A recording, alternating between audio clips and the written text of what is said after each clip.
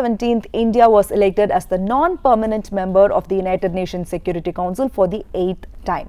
This has happened during the time when India and China relations are not that very good because of the tensions along the LAC, and India's 2-year term will begin on January 1st, 2021.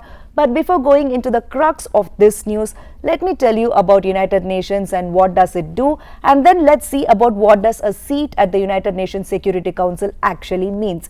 So this United Nations is an intergovernmental organization which was established on October 24, 1945 after the Second World War. The purpose of UN is to prevent all types of conflicts at a global level.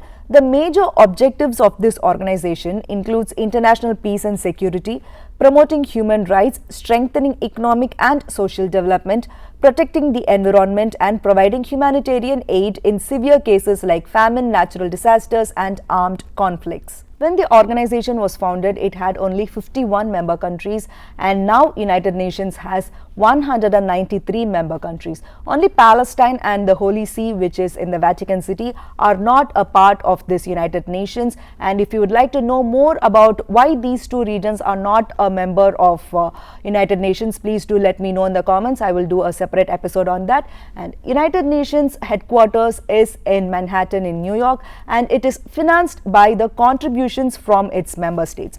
The UN has 6 principal organs, that is the General Assembly, Security Council, Economic and Social Council, the Secretariat, the International Court of Justice, and the United Nations Trusteeship Council. The agencies of the system includes the World Bank Group, the World Health Organization, the World Food Programme, UNESCO, and UNICEF. Using all those agencies and institutions, the United Nations works for the betterment of its member countries. Now let's see about the Security Council. United Nations Security Council is the most powerful body of the institution with the primary responsibility to maintain international peace and security.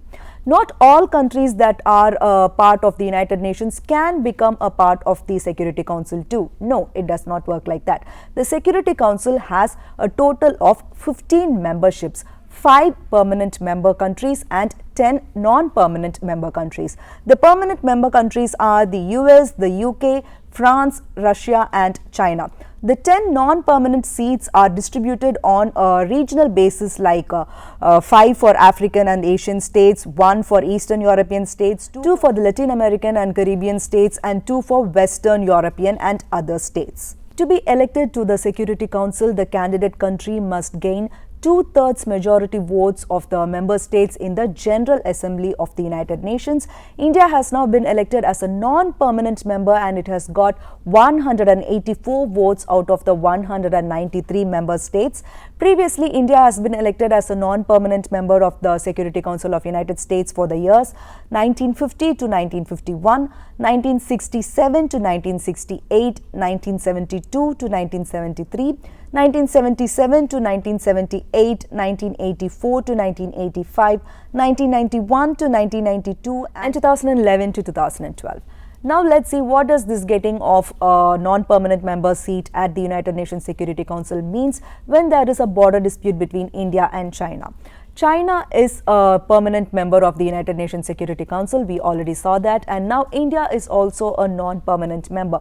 So it is definitely going to be a diplomatic challenge for both the countries. When there was Article 370 issue in India, China spoke about it in the United Nations Security Council.